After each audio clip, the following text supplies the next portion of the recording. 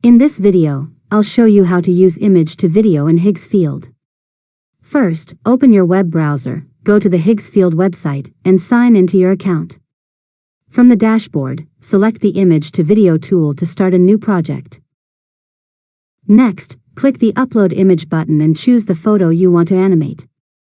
Wait for the image to finish uploading, then make sure it's displayed correctly before moving to the next step.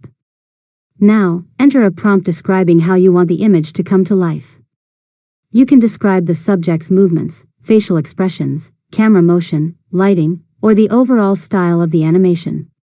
The more specific your prompt is, the better the AI can understand the effect you want to create. After that, adjust the available settings, such as the aspect ratio, video duration, quality, and camera controls if they're available. Once everything is ready, click Generate and wait while Higgsfield creates your video.